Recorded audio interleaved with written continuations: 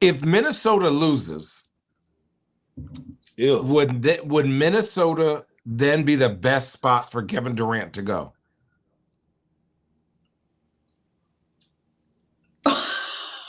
What? I'm thinking. I gotta think about it. Hey, think about it. Yeah, I believe so. We talk about marketability. We talk about getting back, and this is random, but again, these are things that I see on the internet. You look at what Minnesota needs and who they got to move or not move, and you add a guy like KD with Ant. Ooh. I think Ant needs KD, and I think KD needs Ant.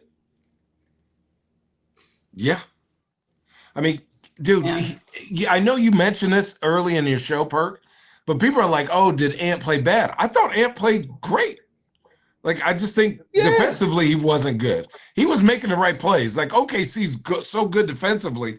He was just making the right play. They just couldn't get no stops. Like, OKC saying with all they done with all of us experience. Motherfucker, you're not beating us today. Not you.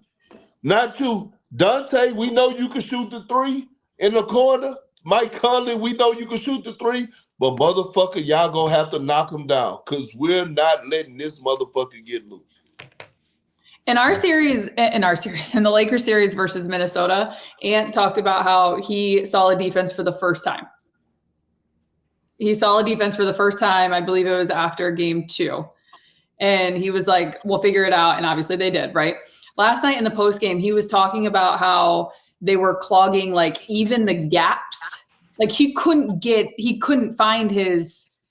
Is that OKC? Is this something that Ant could overcome? Like, no, wait. What? It's what? Go ahead, Perk. It's not, because let me tell you this.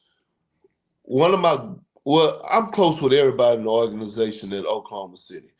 But one of my good friends who's the assistant coach, and I asked him, would he mind me saying this? He said he didn't give a fuck, right? It is what it is. Just don't say his name. No, yeah. So he was like, oh, no. Bro, he didn't have back-to-back 30s. That shit ain't happening no more. Not tonight. And he was talking about Anthony Edwards. They kept the guy with them. So when there was a pick and roll, you know when they say drag 2, pick and roll, like so you could drag 2 with you, and sometimes he'll go. They were staying with him until he gave up the ball. So it was like the angles and stuff were there. Let me say this, and I've said it on the broadcast, and they did it from game 1 to game 2. In order for Ant to go to the next level, he has to go to the post. The only way for him to go to the next level, Kobe, MJ, Bron, Kawhi, you look at great wing players, their post-game, Kyrie, great post players. That happens now. Why? Because one, bigger, stronger, more athletic than people in his position, right? So he's got the jump shot, he's got the skill. If he goes to the post, where they can double team him at on the court completely changes. Now, if you bring 2, now you throw it out, swing, open shot all day. So they got to decide where they want to double team. And when you're at the top of the key and you're looking down at 5 players looking back at you, it's very difficult to find angles. When I'm in the post and the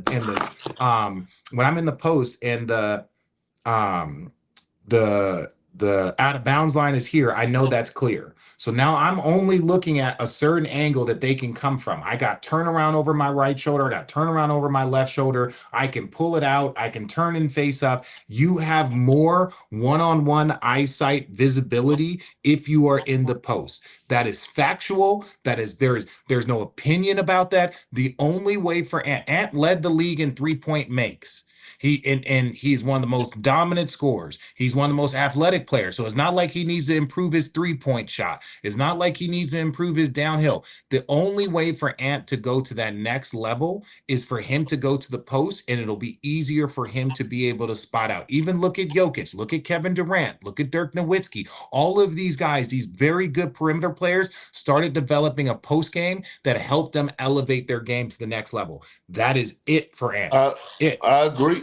No, but he got to master his mid-range because that's the separation. The post is the mid-range. Okay, my bad, because that's the separation between him and SGA right now. Like, it doesn't have to be, but the mid range doesn't have to be off the dribble. It could be I catch it on the no, I got logo. you. I catch it on logo, saying. turn and face. I'm mid range. Now I got pump fake. I got back down. I got I got turn around. So when I say the mid range game, to your point, Perk, is not just off the dribble mid, and it's off the dribble mid from the post too. But it's that area. If he masters that, there won't be any stopping him. Right? There won't be any stopping him.